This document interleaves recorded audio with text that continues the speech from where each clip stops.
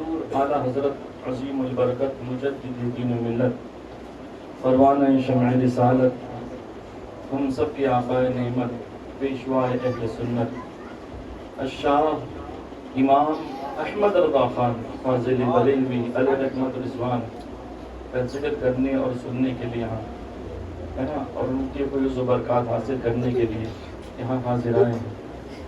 تو ہمارے امام اہل سنت کا نام کیا ہے؟ احمد رضا. کیا نام ہے؟ کہیں نا بھائی آپ کہیں کیا نام ہے؟ احمد رضا. ہائے ہائے، احمد رضا نام ہے. تو ان کی بات سننے کے لیے ہم حضرت علامہ و مولانا احمد رضا صاحب ماشاءاللہ جو مصلی خانہ کعبہ بھی ہیں اور خلیفہ حضور تاج الشریعہ بھی ہیں اور ماشاءاللہ بڑی ہی نیک، بڑی ہی سنجیدہ اور خوشطبع طبیعت کے مالک ہے ماشاءاللہ. اللہ تعالی ہماری محبت قائم رکھے اور ہم سے اللہ تعالی دین کی خدمت کی توفیق ہمیں عطا فرمائے. تو آئیے میں حضرت کی بارگاہ میں معروضہ پیش کروں کہ حضرت اپنے کتاب نایاب سے ہم تماموں کے قلوب کو منور و مجلہ فرمائے. نعرہ تکبیر، نعرہ تکبیر. آپ کو بھی چاہیے، آپ کو بھی مل جائے گا انشاءاللہ، مگر محفل کے بعد ملے گا. جی بیٹھیں گے، انتظار کریں گے نا انشاءاللہ. کہیں نعرہ تکبیر، نعرہ رسالت، نعرہ رسالت، عشق و محبت، عشق و محبت، مسلک اعلیٰ حضرت، علماء اہل سنت، نعرہ تکبیر، نعرہ رسالت.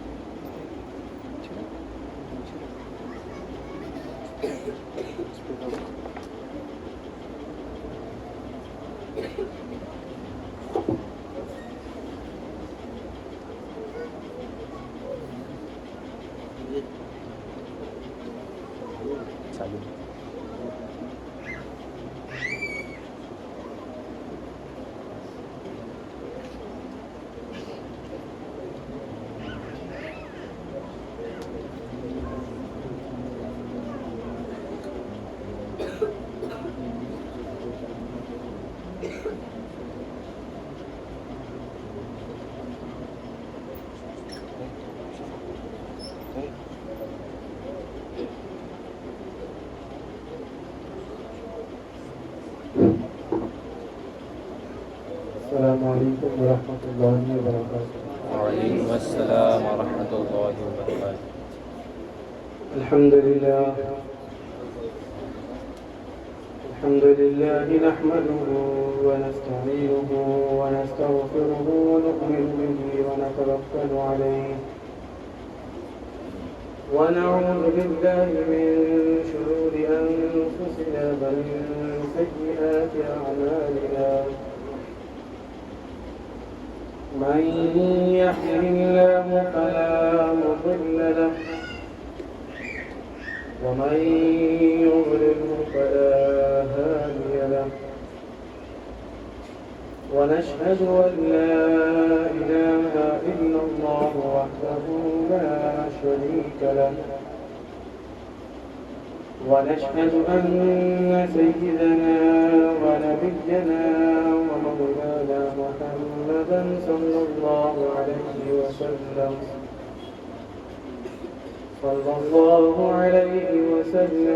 عبده ورسوله أرسله بالحق بشيرا ونذيرا وداعيا إلى الله بإذنه وسراجا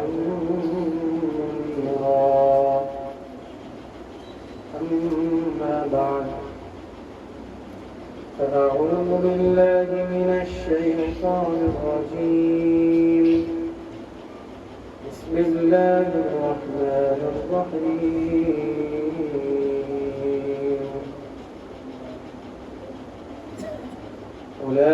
أولئك كتب في قلوبهم الإيمان وأيدهم بروح منه صدق الله العظيم إن الله وملائكته يصلون على النبي يا أيها الذين آمنوا صلوا عليه وسلموا تسليما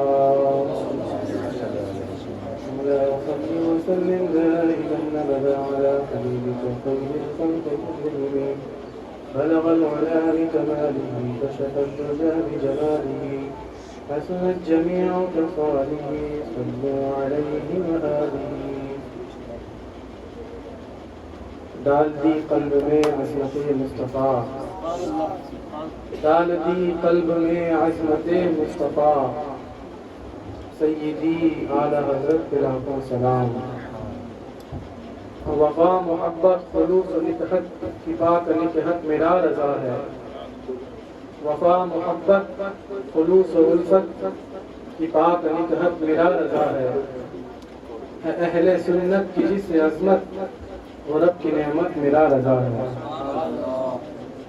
میرے والد محترم نے شان اعلی حضرت میں بہت سارے کلام لکھے ہیں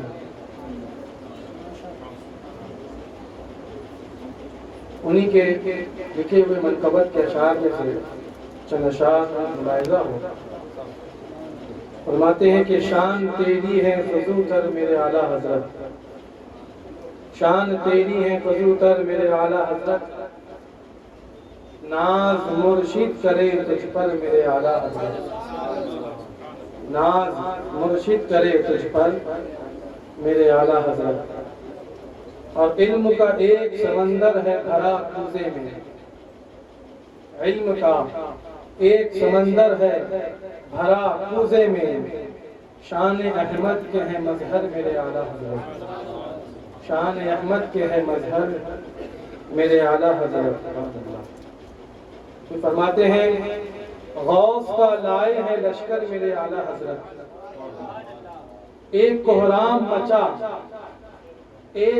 کوہرام مچا قصر وہابی ٹوٹا ایک کوہرام مچا قصر وہابی ٹوٹا غوث کا لائے ہے لشکر میرے اعلی حضرت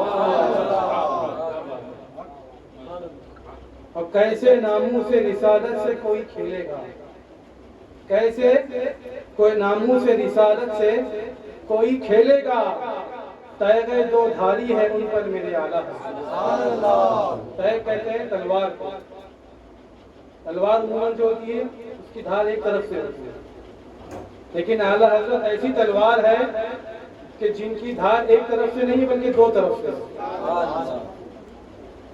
تو کون کیسے ناموس رسالت سے کوئی کھیلے گا تیغ دو دھاری ہے ان پر میرے اعلی حضرت اور تجھ پہ ہے فیض نبی تیرا کرم ہے ہم پر وسیلہ دیکھیے کہ تجھ پہ ہے فیض نبی تیرا کرم ہے ہم پر شام ظلمت میں تو اختر میرے اعلی حضرت فرماتے ہیں ایک عجم کیا ہے عرب والے بھی کہتے ہیں تیرا ایک عجم کیا ہے عرب والے بھی کہتے ہیں تیرا اس صدی میں نہیں ہمسر میرے اعلی حضرت اور تیرے بیٹوں میں نظر آیا ہے جلوہ تیرا تیرے بیٹوں میں نظر آیا ہے جلوہ تیرا مفتی اعظم و اختر میرے اعلی حضرت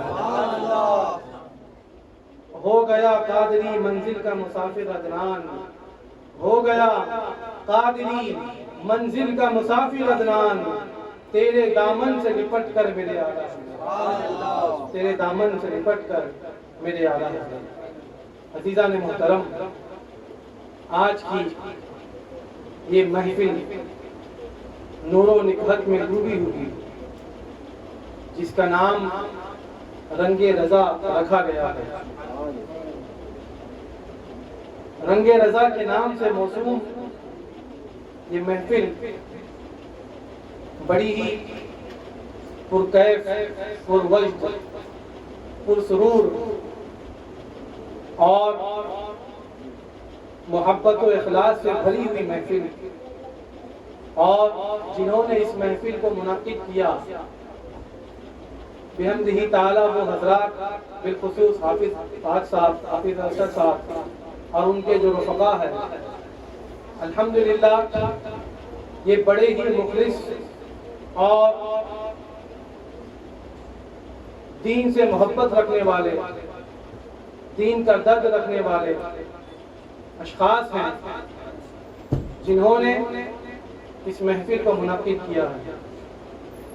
اور بے شک جب بانیان محفل مخلص ہوں تو اس کی برکتیں محفل میں محسوس ہوتی ہیں۔ اللہ تبارک و تعالی اس طرح کی محفلیں ہمیشہ منعقد کرنے کی توفیق نصیب عطا فرمائے، اور اس طرح کی محفل کو نظر بد سے اللہ تعالیٰ اس کی حفاظت فرمائے۔ آج ہم اس اعلیٰ حضرت کی نسبت سے جمع ہوئے ہیں اور سیدی اعلیٰ حضرت کا ذکر خیر کرنے کے لیے حاضر ہوئے۔ سفر کا مہینہ بالکل ختم ہونے والا ہے اور ماہ ربیع الاول شریف کا آغاز قریب ہونے والا ہے۔ یوں سمجھ لیجیے کہ ایک خیر سے نکلنے والے ہیں، دوسرے خیر میں داخل ہونے والے ہیں۔ ایک خیر سے نکلنے والے ہیں اور دوسرے خیر میں انشاءاللہ تبارک و تعالی ہم داخل ہونے والے ہیں۔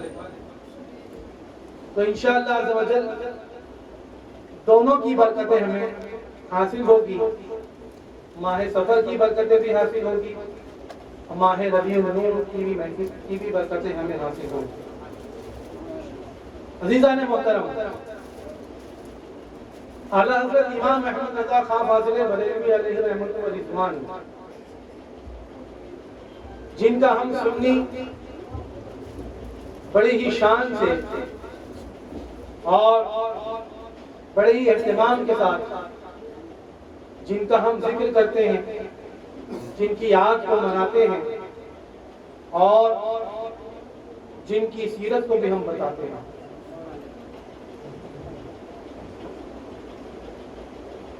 ہم اہل سنت و جماعت کا یہ نصیبہ ہے کہ ہم لوگ وسیلے کے قائل ہیں، اور ہم اولیاء اللہ، بزرگان دین اور صالحین کے وسیلے کے ذریعہ ہم عقائد و جہاں رحمت دو عالم صلی اللہ علیہ وسلم کی بارگاہ تک ہم پہنچنا چاہتے ہیں۔ اور کیوں نہ ہو، اگر ہمارا وسیلہ مضبوط ہے اور جس کا دامن ہم نے پکڑا ہے اگر اس کی پہنچ مضبوط ہے تو پھر راستے میں جتنی بھی مشکلات آنے والی ہوتی ہیں نا، وہ ساری مشکلات آسان ہو جاتی ہیں۔ اگر آپ کو کہیں جانا ہے تو گاڑی کا ڈرائیور اگر جانکار ہے، تجربہ کار، اسے معلوم ہے، تو آپ گاڑی میں بیٹھ جاتے ہو، آنکھ بند کرتے ہو، وہ آپ کو منزل مقصود تک پہنچا دیتا ہے بلا تشبیہ و تمثیل۔ سیدی اعلیٰ حضرت امام احمد رضا خان فاضل بریلوی علیہ رحمۃ و رضوان ہم سنیوں کا بہترین وسیلہ ہے، اور ایک ایسا وسیلہ ہے کہ ہمیں صرف گمان نہیں ہے بلکہ یقین کامل ہے۔ ہمیں یقین کامل ہے کہ ہم نے جس ذات کا دامن تھاما ہے اور جن کے دامن کرم سے ہم وابستہ ہیں اور جن کا وسیلہ ہم نے لیا ہے، وہ ہمیں بلا خوف و خطر ہمیں مصطفیٰ جان رحمت صلی اللہ علیہ وسلم کی بارگاہ تک پہنچا دے گا. اس لیے کہ ہم نے کسی ایسے کا وسیلہ نہیں لیا. سیدی شاہ امام احمد رضا خان فاضل بریلوی علیہ رحمت الرضوان کا وسیلہ لیا. وہ امام احمد رضا خان فاضل بریلوی علیہ رحمت الرضوان کہ جن کو اللہ تعالی نے بے پناہ بے شمار علوم و فنون اور کرامتوں سے نوازا. آج ہم بہت سے لوگ امام احمد رضا کو صرف چند گوشوں سے جانتے ہیں. امام احمد رضا کو ہم شاعر کے حیثیت سے جانتے ہیں یا سلسلہ رضویہ کے پیر و مرشد کے حیثیت سے جانتے ہیں. لیکن حقیقت یہ ہے کہ آپ جس علم کے حوالے سے آپ دیکھیں، علم فقہ ہو، علم حدیث ہو، علم تفسیر ہو، اصول حدیث ہو، ریاضیات کا علم ہو، فلسفہ کا علم ہو، علم منطق ہو، علم فلکیات ہو، بے شمار علوم و فنون جن کے نام بھی ہم نہیں جانتے، بہت سے علوم ایسے جن کے نام ہم نے سنے بھی نہیں. امام احمد رضا خان فاضل بریلوی علیہ رحمت الرضوان اس فن کے امام رہ چکے ہیں. اسی لیے بھی آپ نے حافظ صاحب قبلہ سے جو مقطع سماعت فرمایا نا کہ ملک سخن کی شاہی تم کو رضا مسلم، جس سمت آ گئے وہ سکے بٹھا دیے. کیا مطلب کہ اے امام احمد رضا، آپ جس سمت آ جاتے ہو، چاہے وہ شاعری کی فن، شاعری کا فن ہو، علم حدیث کا فن ہو، علم فقہ ہو، ہم جس فن میں آپ آتے ہیں وہاں پر آپ سکہ بٹھا دیتے ہیں. صرف امام احمد رضا خان فاضل بریلوی علیہ رحمت الرضوان صرف شاعر نہیں بلکہ اپنے وقت کے بڑے محدث، مفسر، فقیہ اور جو ہے بے شمار علوم و فنون پر عبور رکھنے والی شخصیت کا نام امام احمد رضا ہے. ٹھیک ہے، ان تمام علوم کے اندر علوم تو اپنی جگہ پر ہیں، ہر علم کی اپنی حیثیت، اپنی برکت اور اپنی جو ہے اس کی قدر و منزلت ہے. لیکن تمام ایمان والوں کے لیے، تمام مسلمانوں کے لیے جو سب سے اہم چیز ہے وہ ہے محبت رسول کی. محمد سے وفا تو نے تو ہم تیرے ہیں، یہ جہاں چیز ہے کیا لوح و قلم تیرے. اس لیے کہ الا لا ایمان لمن لا محبت لا، الا لا ایمان لمن لا محبت لا. آپ جمعہ کے خطبے میں سماعت کرتے ہیں یہ حدیث کہ یہ جو بات الا لا ایمان لمن لا محبت لا، کہ جس کے دل میں رسول کی محبت نہیں اس کا ایمان ہی مکمل نہیں. اور کیوں نہ ہو، خود کائنات کے آقا صلی اللہ علیہ وسلم نے ارشاد فرمایا کہ لا یؤمن احدکم حتی اکون احب الیہ من والدہ وولدہ والناس اجمعین، کہ تم میں سے اس وقت تک کوئی بھی شخص اس وقت تک مومن اور پکا مسلمان نہیں ہو سکتا جب تک کہ اس کے دل میں میرے لیے اپنی جان، مال، آل، اولاد، دنیا کی تمام تر چیزوں سے زیادہ اس کے لیے رسول اللہ صلی اللہ علیہ وسلم کے لیے محبت نہ ہو. تو محبت رسول صلی اللہ علیہ وسلم یہ ایمان کی جان ہے، اس کے بغیر ایمان مکمل نہیں ہے.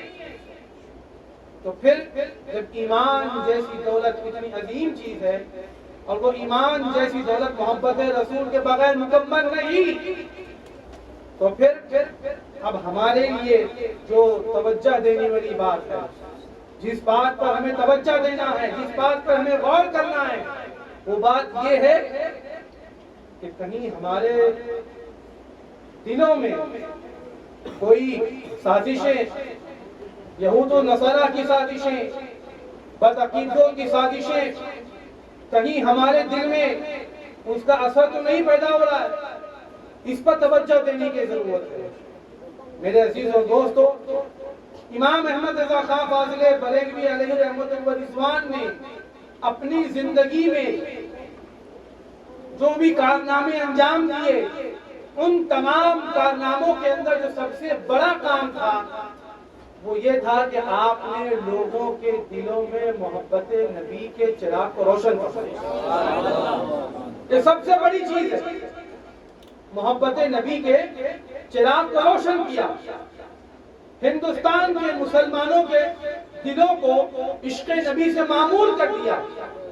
وہ ہندوستان، وہ سرزمین ہندوستان کہ جو خواجہ کا ہندوستان ہے، جو معین الدین کا ہندوستان ہے۔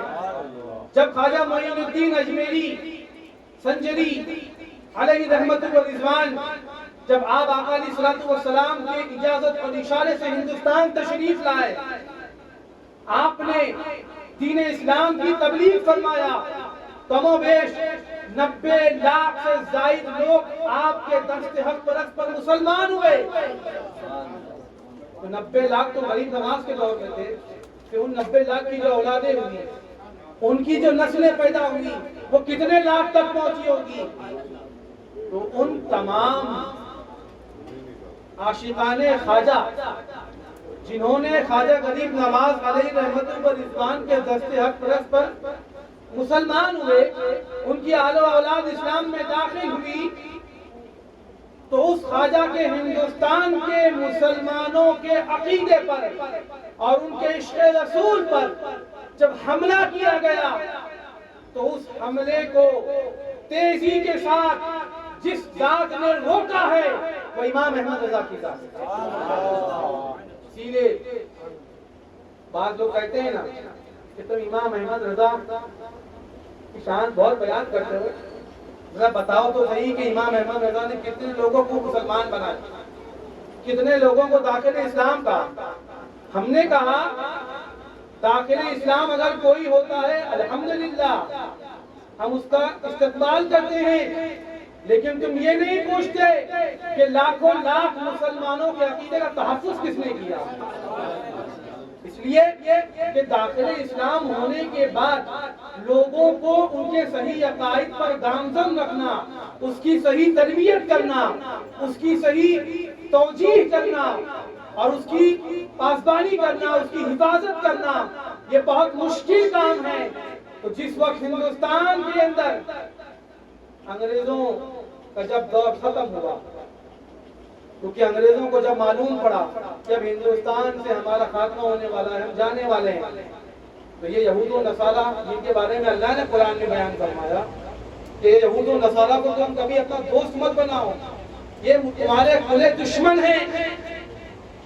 تو انہوں نے سازشیں رچی اور ان کو معلوم تھا کہ ہندوستان کے اندر مسلمانوں کا بہت غلبہ ہے اور ہندوستان کے مسلمان غریب نواز کے بہت چاہنے والے ہیں، اولیاء اللہ سے محبت رکھنے والے ہیں۔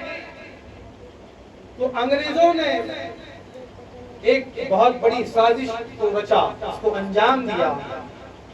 سازش یہ تھی کہ ہمیں مسلمانوں کی اکتائی کو توڑنا ہے، ہمیں مسلمانوں کے اتحاد کو توڑنا ہے، اتفاق کو توڑنا ہے۔ کہا وہ کیسے؟ کہا کہ سارا مسلمان جو ہے وہ نبی کا چاہنے والا ہے، اغلبیت جو ہے وہ مسلمان اپنے نبی سے محبت کرنے والا ہے، غوث و خواجہ و رضا کا چاہنے والا ہے، لہٰذا ان کے دلوں سے انبیاء اور اولیاء کی محبت کو نکال دیا، ان کے دل سے اپنے نبی کی محبت نکل جائے گی۔ جب یہ اپنے بزرگوں کے آستانوں سے دور ہو جائیں گے، ان کے دامن کرم سے دور ہو جائیں گے، تو خود بخود یہ بہک جائیں گے، گمراہ ہو جائیں گے۔ آپ پڑھیے ہمفرے کے اعترافات پڑھیے کہ کیسے کیسے لوگوں کو انگریزوں نے مسلمانوں کے درمیان چھوڑا۔ ہمفرے کے اعترافات ایک کتاب ہے جس کا ترجمہ ہوا ہے اردو میں بھی۔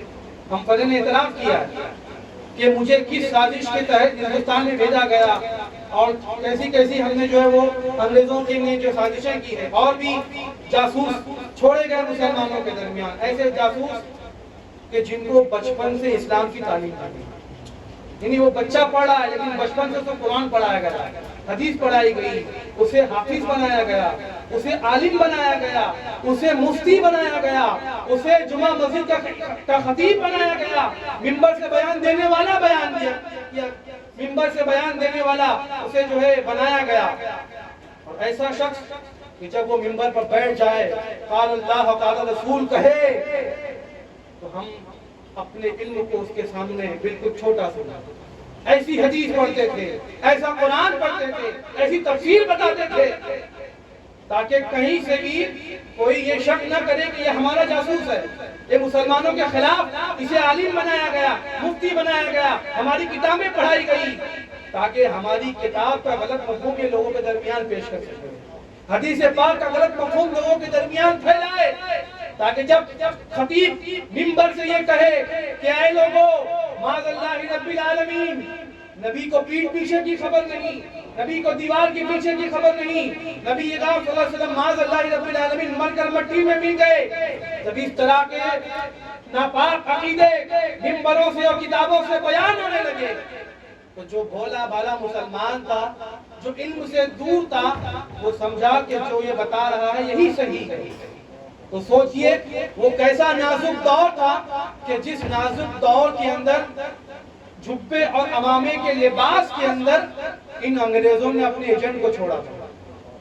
انہی کے ایجنٹوں میں اشرف علی تھانوی بھی آتا ہے، قاسم نانوتوی بھی آتا ہے، خلیل احمد امبیڈکری بھی آتا ہے، یہ جتنے بھی بد عقیدوں کے پیشوا ہیں یہ ان سب کو انگریزوں نے خریدا، ان کی تنخواہیں جاری کی اور کہا کہ ہم جو بتائیں گے اس کو وہی عقائد اور وہی نظریات آپ کو لوگوں کے درمیان پھیلا۔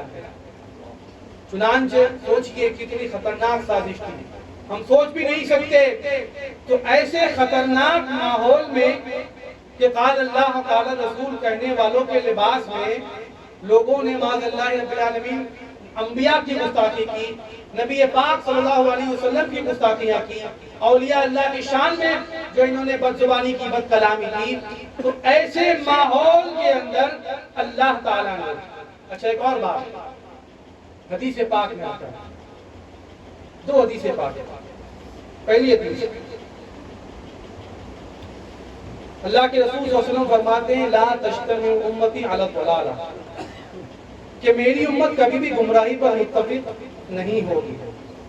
پچھلی امتیں اکثریت میں گمراہ ہو گئی اور تھوڑے لوگ بچے جو حق کے ماننے والے ہیں، لیکن اللہ تعالیٰ نے اپنے محبوب کو یہ اعزاز عطا کیا ہے امت محمدیہ کو کہ اس امت محمدیہ کا اکثریت حصہ ہمیشہ حق پر قائم رہے گا۔ اگر گمراہ ہوگی بھی تو چند ہوں گے، لیکن جو اکثریت ہوگی وہ ہمیشہ حق پر قائم رہے گی۔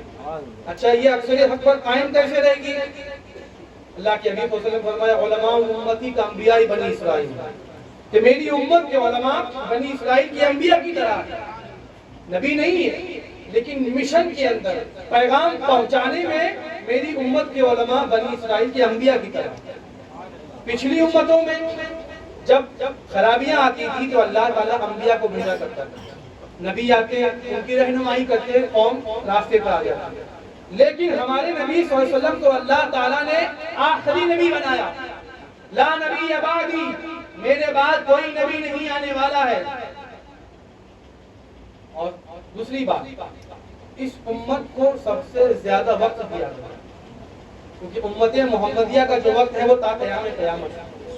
اتنا بڑا عرصہ 1500 سالہ جشن بلاغت آنے والا ہے، 1500 سال آنے والا ہے، آگے قیامت کب آئے گی کسی کو نہیں معلوم، اللہ بہتر جانتا ہے، اس کے رسول بہتر جانتے ہیں۔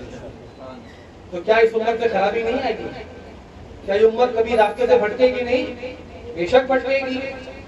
اللہ تعالیٰ نے حضور کی امت کے علماء کو انبیاء کا وارث بنایا۔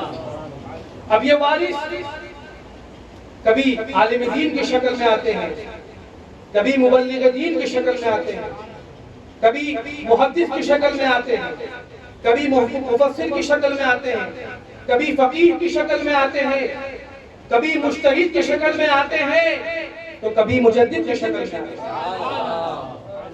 جب مجدد کی شکل میں آتے ہیں تو سنیے فرمان رسول صلی اللہ علیہ وسلم کہ ان اللہ یبعث لهذه الامه على راس كل 100 سنه من يجدد لها دينها، کہ بے شک اللہ تعالی اس امت کے ہر صدی میں، یہ حدیث شریف ہے، بے شک اللہ تعالی اس امت کے ہر صدی میں کی شروعات میں اپنی جانب سے ایک ایسے مجدد کو بھیجتا ہے جو اس دین کی تجدید فرماتا ہے۔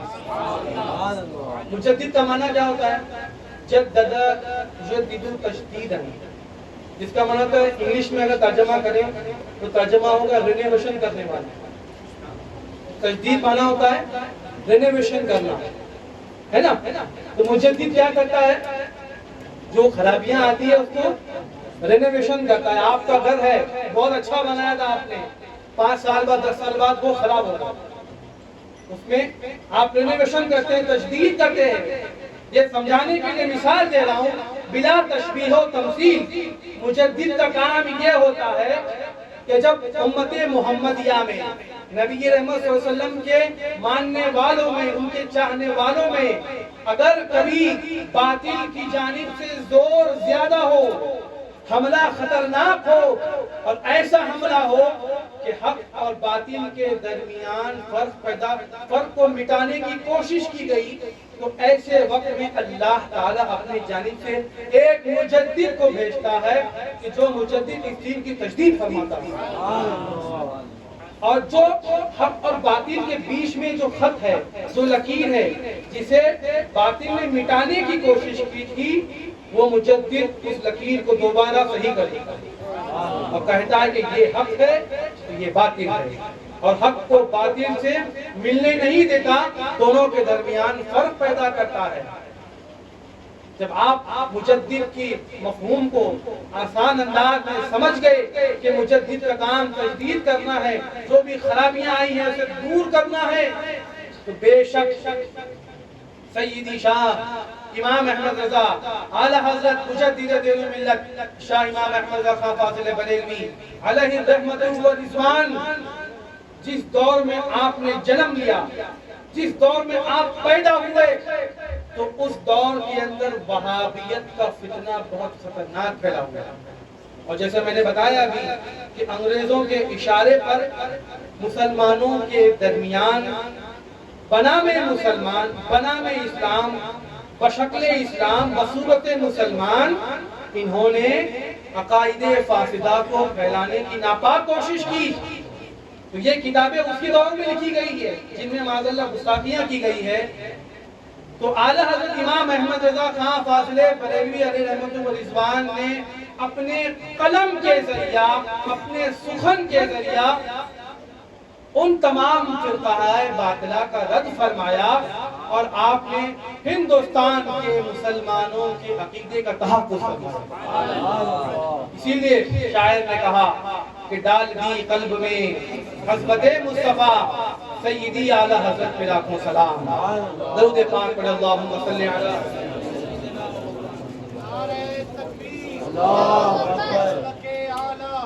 زندہ باد، مسلک اعلیٰ حضرت زندہ باد، فیض اعلیٰ حضرت زندہ باد، سے اعلیٰ حضرت زندہ باد، علماء اہل سنت زندہ باد۔ اور آپ نے ایسی محبت کو جگایا جس کی میں مثال پیش کرنا چاہوں گا، جس سے اندازہ ہوگا کہ شاعر بھی کیسے ہیں، اور جن کے شان میں شاعری کی جا رہی ہے ان کی بھی شان کو کس طریقے سے بیان کرتے ہیں۔ لیکن اس سے پہلے ایک چیز سمجھ لیجیے، شاعری جو ہوتی ہے نا، یہ آسان کام نہیں ہے۔ شاعری، نعت لکھنا یہ آسان کام نہیں ہے۔ اعلیٰ حضرت فرماتے ہیں کہ نعت لکھنا بہت مشکل ہے، بہت مشکل کام ہے۔ مشکل اس لیے ہے کہ نعت مصطفیٰ جب لکھی جاتی ہے تو اس میں نعت لکھنے والا اپنی کیفیت کو بیان کرتا ہے، اور خدا نہ کرے اگر کسی نے نعت لکھا، بہت اچھی نعت لکھی، آپ جھوم جاؤ گے، مچل جاؤ گے، لیکن جس نے نعت لکھا تھا اس کے اندر وہ کیفیت نہیں تھی، اس کے اندر وہ کیفیت اگر نہیں تھی تو قیامت کے دن اس سے پوچھا جائے کہ تو نے، سرکار کی بارگاہ میں پوچھا جائے گا کہ تو نے میرے بارے میں نعت تو لکھا لیکن تو نے تو جھوٹ کہا، تو نے تو جھوٹ کہا، تو نے کہا یا رسول اللہ آپ کا میرا سب کچھ قربان، لیکن جب قربانی کی بات آئی تو آپ پیٹ دکھا کے بھاگ گئے. آپ نے اپنے عشق کے بڑے بڑے دعوے کیے، میں یہ کر دوں گا، میں وہ کر دوں گا، لیکن جب وقت آیا تو آپ جو ہے میدان سے فرار ہو گئے. عشق نبی نہیں. تو حال اور مقال، حال اور مقال یہ دونوں متحد ہونا چاہیے. یعنی جو کہہ رہے ہو وہی آپ کا حال ہو، جو کہہ رہے ہو وہی آپ کا حال ہو، اور جو آپ کا حال ہو وہی آپ کہہ رہے ہو. یہ دونوں چیزیں ضروری ہے. اگر اس میں اختلاف ہو جائے تو پھر اس میں اثر نہیں ہوتا. امام احمد رضا کی شاعری کو آخر اتنا قبول کیوں کیا گیا؟ امام احمد رضا کے کلام کو اتنی مقبولیت کیوں حاصل ہوئی؟ صرف ہندوستان ہی نہیں بلکہ بر صغیر دنیا کے کونے کونے میں امام احمد رضا کے کلام کو پڑھا جا رہا ہے، سنا جا رہا ہے. مصطفیٰ جان احمد تو یورپ اور افریقہ کے صحراؤں میں پڑھا جا رہا ہے. آخر اس کی وجہ کیا تھی؟ اس لیے کہ کہنے والا جو تھا اس کا حال اور اس کا مقال دونوں ایک تھا. تو بارگاہ رسالت میں ایسا قبول ہوا کہ دنیا کے کونے کونے میں اس کلام کو پڑھا گیا. عشق و محبت، عشق و محبت، اعلیٰ حضرت، اعلیٰ حضرت، محبت، عشق و محبت، اعلیٰ حضرت، اعلیٰ حضرت. تو امام احمد رضا نے جو عشق کا انداز پیش کیا، ابھی آپ حافظ صاحب سے کلام سن رہے تھے، بڑی پیاری تشریح سن رہے تھے. میں بھی ایک شعر عرض کرنا چاہوں گا کہ دیکھیے کیسا کلام ہے امام احمد رضا کا. آپ کی علمی صلاحیت دیکھیے، عشق رسول دیکھیے. اور فرماتے ہیں چمک تجھ سے پاتے ہیں سب پانے والے. چمک تجھ سے پاتے ہیں سب پانے والے. اعلیٰ حضرت فرماتے ہیں سب پانے والے. جملہ دیکھیے، سب. چمک تجھ سے پاتے ہیں، شک نہیں کر رہے ہیں، یقین کے ساتھ کہہ رہے ہیں کہ چمک تجھ سے پاتے ہیں سب پانے والے. سب میں کون ہے؟ انبیاء کرام. سب سے پہلے انبیاء ہے، انبیاء ہے، انبیاء کی جماعت ہے، رسولوں کی جماعت ہے، اولیاء کی جماعت ہے، صحابہ کی جماعت ہے، تابعین کی جماعت ہے، تبع تابعین کی جماعت ہے. جن و انس، کائنات کی ہر چیز، صرف انسان نہیں، صرف انسان نہیں بلکہ کائنات کی ہر چیز. کیوں نہ ہو؟ حضور علیہ السلام ہی کی بدولت چاند کو چاندنی ملی، سورج کو روشنی ملی، ستاروں کو روشنی ملی. ایک صحابی کہتے ہیں کہ چاند کی 15ویں شب تھی اور میں بارگاہ رسالت میں موجود تھا. کیا دیکھتا ہوں کہ 14ویں کا چاند بالکل چمک رہا ہے، اور دوسری طرف دیکھتا ہوں کہ مصطفیٰ جان رحمت صلی اللہ علیہ وسلم جلوہ گر ہے. کبھی میں مصطفیٰ جان رحمت کے چہرے کو دیکھتا، کبھی میں 14ویں کے چاند کو دیکھتا، کبھی یہاں دیکھتا، کبھی وہاں دیکھتا. خدا کی قسم بالآخر میں اس نتیجے پہ پہنچا کہ 14ویں کا چاند مصطفیٰ جان رحمت کے چہرے کے سامنے پھیکا نظر آتا. ساری کائنات کو جو روشنی ملی ہے، چاہے وہ حضرات انبیاء ہو، کیونکہ کائنات کے اندر سب سے مقدس جو جماعت ہے وہ انبیاء کی جماعت ہے. وفاق النبیین فی خلق وفی خلق ولم یدانوہ فی علم ولا کرم. علامہ بوسیدی فرماتے ہیں فاق النبیین فی خلق وفی خلق، کہ یا رسول اللہ صلی اللہ علیہ وسلم آپ تو تمام انبیاء پر فوقیت دے گئے، فی خلق وفی خلق، شکل و صورت میں بھی اور اخلاق کے اندر. وَلَمْ يُدَانُوهُ فِي عِلْمٍ وَلَا كَرَمٍ. علامہ بوسیدی فرماتے ہیں کہ حضور علیہ السلام کو اللہ تعالیٰ نے وہ مقام عطا فرمایا کہ انبیاء کرام اس کے قریب بھی نہیں پہنچ سکتے. ایسا مقام اللہ تعالیٰ نے دیا. اور کیوں نہ قرآن میں اللہ فرماتا ہے تِلْكَ الرُّسُلُ فَضَّلْنَا بَعْضَهُمْ عَلَى بَعْضٍ، کہ وہ رسول ہے جن کو ہم نے بعض کو بعض پر فوقیت دی ہے. تو سب سے افضل جماعت انبیاء کی جماعت، انبیاء کرام، صحابہ کرام، اہل بیت، ازواج مطہرات، خلفائے راشدین، اولیاء، صلحاء، یہ جماعتیں ان سب کو جو چمک حاصل ہوئی ہے وہ مصطفیٰ جان محمد سے حاصل ہوئی۔ یہ اعلیٰ حضرت فرما رہے ہیں، اور پوری کائنات کو، اور کیوں نہ ہو، بات تو بہت طویل ہے لیکن کچھ باتیں ذہن میں آ رہی تو عرض کرتا چلوں کہ کس طریقے سے حضور علیہ السلام کی چمک کو کائنات نے حاصل کیا، کہ حدیث قدسی میں آتا ہے کہ لولا کلمہ خلقت الافلاک والارضین، کہ اے محبوب اگر آپ کو پیدا کرنا مقصود نہ ہوتا تو نہ یہ زمین کو بناتا نہ آسمان کو بناتا۔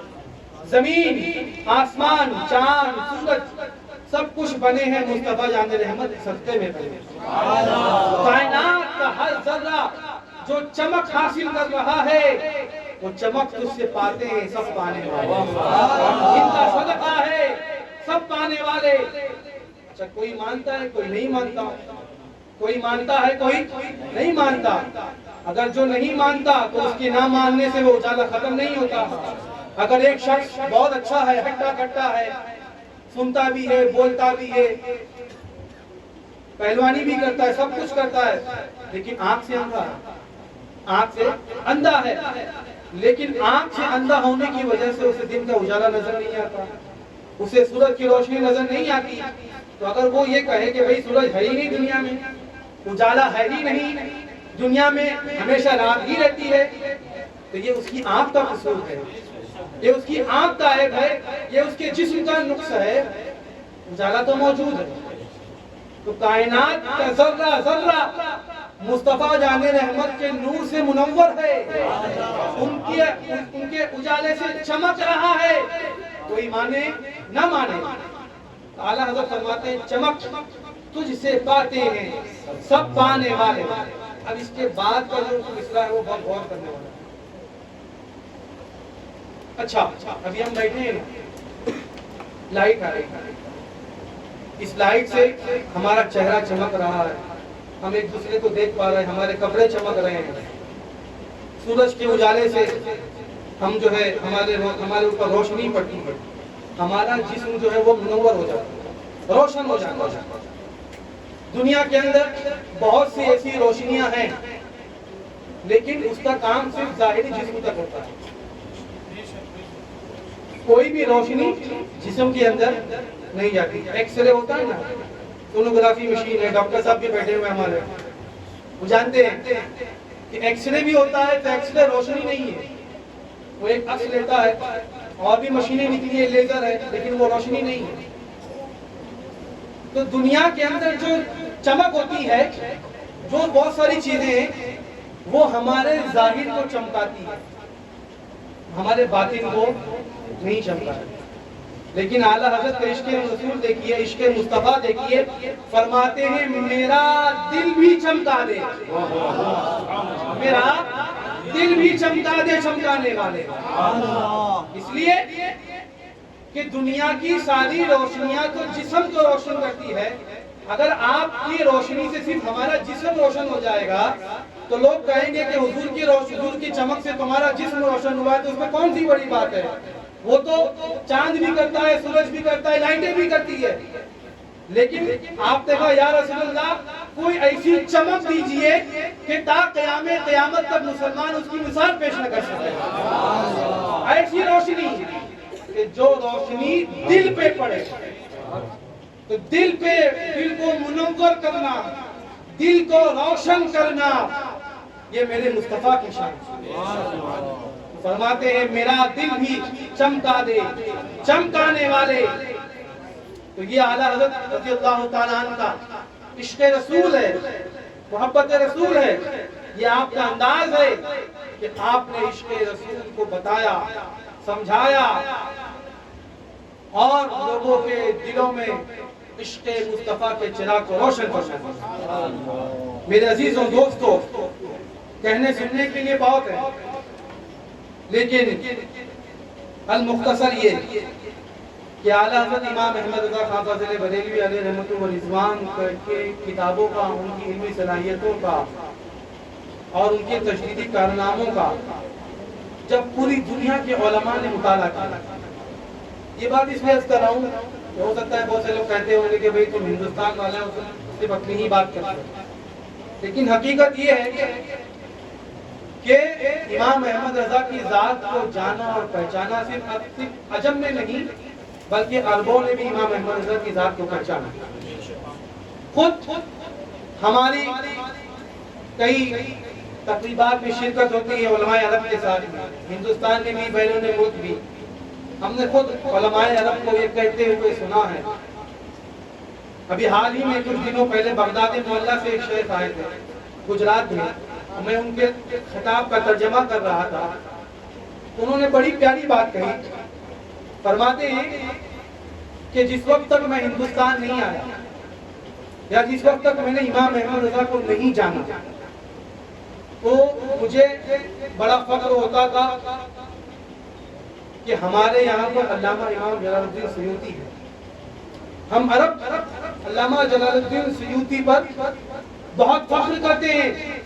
بہت بڑے عالم گزرے علامہ امام جلال الدین سیوطی علیہ رحمۃ الرضوان. وہ کہتے ہیں کہ ہم ان پر بڑا فخر کرتے ہیں. لیکن جب میں ہندوستان آیا اور امام احمد رضا کو جانا اور پہچانا تو بے دریغ اور برجستہ میں نے کہا کہ جس طرح عرب کے اندر ہمارے پاس جلال الدین سیوطی ہے، ہندوستان کے سیوطی امام احمد رضا ہے. سیوطی ہند امام احمد رضا ہے. کہتے لگے آپ نے وصیت فرمایا کہ اے ہندوستان والو، تم اس سیوطی ہند کے دامن کو مضبوطی سے تھامے رہو. تم ان کے دامن کو مضبوطی سے پکڑو، اس لیے کہ اس دور کی کسوٹی کا نام امام احمد رضا ہے. اس دور کی کسوٹی کا نام امام احمد رضا ہے. بھلے کوئی کچھ بھی کہے، ہم یہ نہیں کہتے کہ مسلک اعلیٰ حضرت کوئی پانچواں مسلک ہے، ہم اس کے قائل نہیں ہیں. ہم تو الحمدللہ یہاں پہ حنفی حضرات بھی موجود ہیں، شافعی حضرات بھی موجود ہیں، لیکن ہم مسلک اعلیٰ حضرت کہتے ہیں. اس کے مقابلے میں نہیں کہتے کہ چار مسلک کے مقابلے میں کوئی پانچواں مسلک ہے، بلکہ صحابہ، تابعین، تبع تابعین، سلف صالحین، بزرگان دین، ائمہ مجتہدین، علماء مشائخین اور علماء صوفیہ عرب، ان کے تمام عقائد کے مجموعے کو جس نے بیان کیا ہے وہ امام احمد رضا کی ذات نے بیان کیا ہے، اور اسے مسلک اعلیٰ حضرت کہتے ہیں. اور یہ مسلک اعلیٰ حضرت پوری دنیا میں موجود ہے. آج کسی کو اعتراض ہوتا ہے کہ بھائی مسلک اعلیٰ حضرت کیا ہے؟ صرف ایک نام آپ کو سمجھنے کی ضرورت ہے. کام ایک ہی ہے. مسلک اعلیٰ حضرت کسے کہتے ہیں؟ مسلک اعلیٰ حضرت اہل سنت و جماعت کے عقیدے کا نام ہے. اچھا، ہر دور کے اندر اگر کوئی یہ کہتا ہے تو وہ ہم سے آ کے بات کریں. ہر دور میں اہل حق کی کوئی نہ کوئی پہچان رہی ہے. مثال کے طور پر علم عقیدہ ہے. ہم عقیدے کو مانتے ہیں، جو ہمارا عقیدہ ہے قرآن سنت کے مطابق. اللہ کے بارے میں کیسا عقیدہ رکھنا ہے، رسول کے بارے میں کیسا عقیدہ رکھنا ہے، قرآن کے بارے میں کیسا عقیدہ رکھنا ہے. سارے عقیدے کو اہل سنت و جماعت کہا جاتا ہے. لیکن ایک دور آیا معتزلیوں کا فتنہ. اس دور کے اندر کچھ ایسے گمراہ فرقے ہو گئے. ایک فرقہ پیدا ہوا جس نے اپنا ایک نیا عقیدہ بنایا جو صحابہ کے عقیدے سے مختلف تھا، رسول اللہ کے نقش قدم سے مختلف تھا. تو اس دور میں معتزلیوں کا فتنہ آیا. تو اس کے مقابلے میں اہل سنت و جماعت نام رکھا گیا. اشعری، ماتریدی، اہل سنت و جماعت، یہ پہچان کے لیے نام رکھا گیا تاکہ فرق معلوم ہو کہ یہ کون سے والے عقیدے کے ہیں. ہر دور میں ہمیشہ نام کو استعمال کیا گیا. آج کے جو موجودہ بدعقیدہ ہے ان سے آپ پوچھئے بھائی آپ کس عقیدے کے ماننے والے ہو، تو وہ کہے گا ہم اہل سنت و جماعت ہے. اہل سنت و جماعت ہے. آپ پوچھئے ان سے، اہل سنت و جماعت یہ اپنے آپ کو کہتے ہیں. تو آج کے دور میں اہل سنت و جماعت کا ٹائٹل دوسروں نے بھی اختیار کیا. اب ایسی صورت کے اندر ہمیں یہ کیسے پتا چلے کہ ڈپلیکیٹ ہے کہ اوریجنل ہے؟ اس لیے کہ آج کے دور میں कॉपी बहुत आ रही है, ये टेक्नोलॉजी का जमाना है, ओरिजिनल, ओजी और डुप्लीकेट, इसमें फर्क करना कभी कभी बहुत मुश्किल होता है, लेकिन जो जानकार होते हैं ना, जो पहचान वाले थे, वो पहचान जाते हैं कि डुप्लीकेट है, ओरिजिनल क्या है। ऐसी शाफियों में भी है। हम अल्हम्दुलिल्लाह इमाम शाफी के सच्चे मानने वाले हैं और उनके अकीदे के मानने वाले हैं। आज कोकन के अंदर ऐसे भी शाफी हज़रात पाए जा रहे हैं कि जो अपने आप को शाफी कहते हैं, लेकिन वो इमाम शाफी के मनहज पर नहीं है, इमाम शाफी के अकीदे पर नहीं है। इमाम शाफी तो फरमाते हैं कि ऐ अहले बैत, ऐ नबी की आल, ऐ नबी की औलाद, ऐ नबी की औलाद, आले नबी, अल्लाह ताला ने आपको तो ऐसा मकाम दिया है कि अगर कोई नमाज के अंदर तहियात में आप पर सलाम ना भेजे तो उसकी नमाज मुकम्मल नहीं होती। ये इमाम शाफी का अकीदा है। फरमाते हैं आलुन नबी ज़रियती वहुम इलैया वसीलती अर्जू बिहिम आता गदन बियदिल यमीन सहीफती। ये आले नबी तो मेरे लिए जरिए नजात है, आले नबी तो मेरे लिए वसीला है। मुझे उम्मीद है कि कल क़यामत के दिन अल्लाह ताला आले नबी के वसीले की बरकत से मेरा नाम आमान मेरे दाहिने हाथ में है। ये अकीदा किसका है? इमाम शाफी।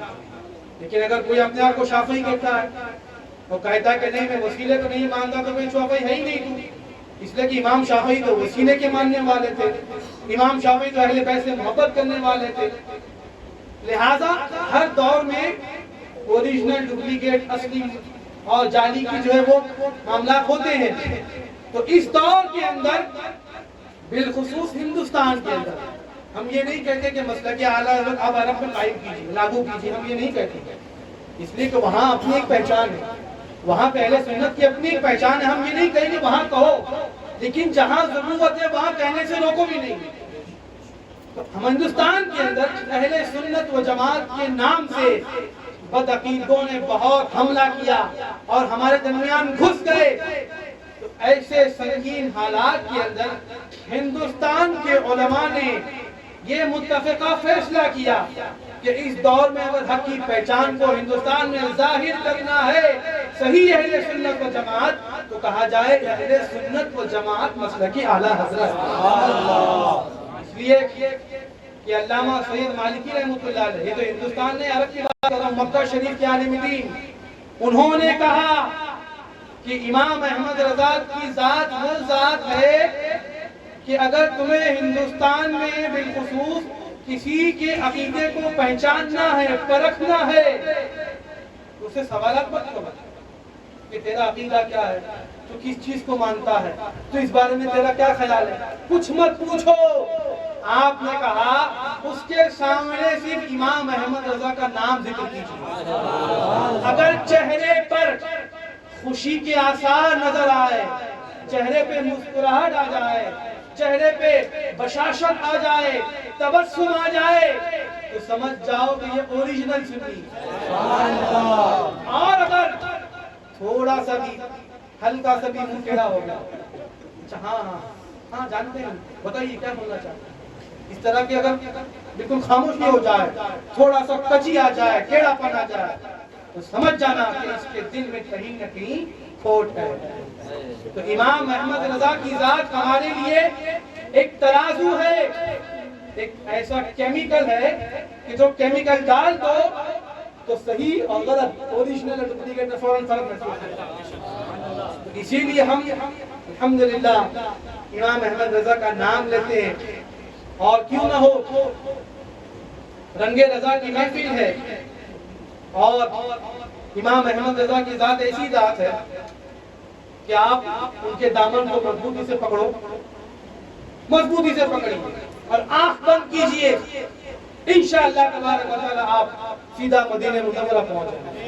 इसीलिए आला हज़रत ने आखिरी बात आला हज़रत ने फरमाया कि उन्हें जाना, उन्हें माना, न रखा गैर से काम। उन्हें जाना, उन्हें माना, न रखा गैर से काम। लिल्लाहिल हम्द में दुनिया से मुसलमान।